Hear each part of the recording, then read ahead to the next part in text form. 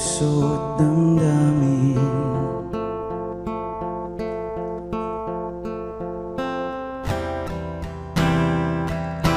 Kahit na mawala at kahit na madapa, mananatiling nakatingin habang ako'y humihinga. Please magpatuloy ka hanggang masabi kong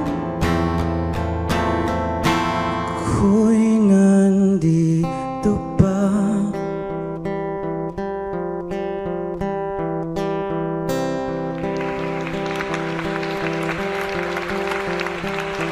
Pinipilang ko ang mga araw, takda sa puso nating natunaw. Kailan kaya muling mabubuo? Nangungulila sa gabing malamig, ang tanging panalangin, sana'y umikot tayo pabalik. At sa hinagap ng panahon, makita kang muli.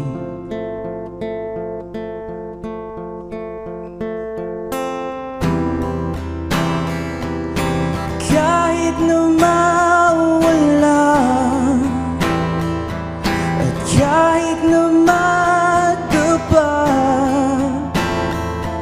mananatiling nakatingin habang ako'y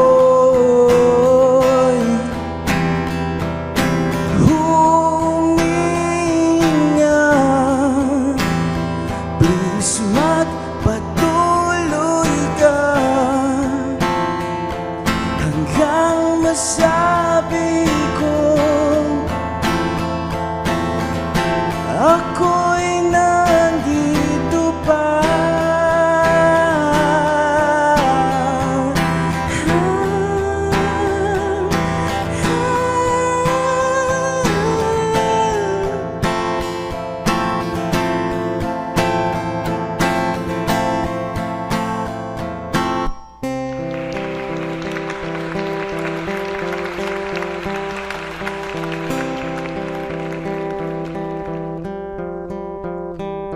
Salamat at nakilala kita.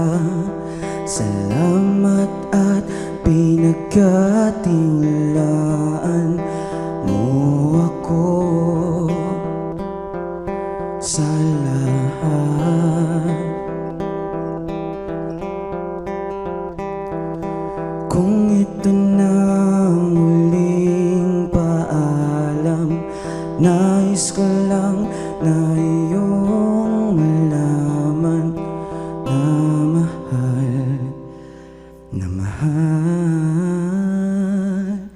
kita. Yes! Oy, grabe! Naramdaman ko yun, Totoo yung hugot naman. na yun, mahal kita, gano'n. Oo. Wow! Ayan na, ngayon naman ay kilalanin na natin ang ating guest performer na nagpamalas. Ayan, nasaksihan nga natin ang kanyang galing at talento. At good morning, welcome dito sa Good Rise and Shine morning. Pilipinas, Sed. Said. Medyo ito na yung sinasabi ko kanina na isang magensing kantahan at kwentuhan. Oo nga na-manifest mo, yung mga guests natin puro Totoo Gen Z. naman. Ang galing dahil si Sed ay, ilan taon ka na? 21 years old. At original song mo rin ba yun? Uy, ang galing. Ang galing. Sed, I wanna know, paano mo na-discover yung passion mo sa pagkanta? Since I was in 7th grade po. Seventh grade. Nag-start po, 7th grade. nag-start po ako magsulat ng tula. Tula. Then, suddenly, yung ninong ko po kasi nagigitara. Actually, sa kanya po ito, niram ko lang. Parang sabi ko, mag-try nga mag-guitar. Tapos nagsulat po ako. Then somehow, yung tula ko na yun, ginawa ko siyang song. Tapos doon na po, nagtuloy-tuloy. So marami ka nang naisulat? Marami na. Kasi Mitch, bawat singer, may mga inspirasyon yan, may mga Yes. pinipeg yan. Ikaw ba, Sed, sino nga inspirasyon mo sa pagkanta? Iba-iba po eh. Sa tagal na po nagsusulat ako, different stages or phases of my life na rin po.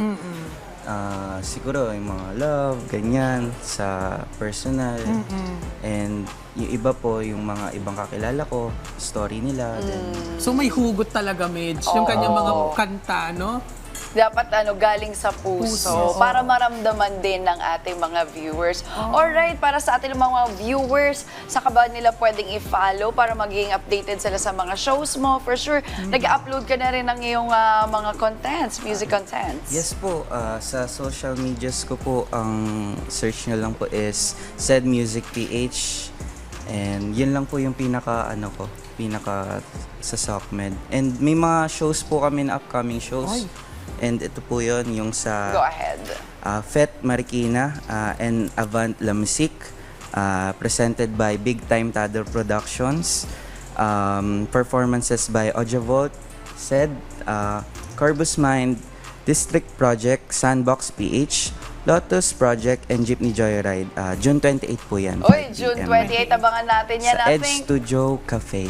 Ed Studio Cafe. Alright, thank you very much, Sed, sa pagbibigay sa amin ng iyong oras Thank this you. Wednesday Thank you rin po. morning. Thank you and good luck.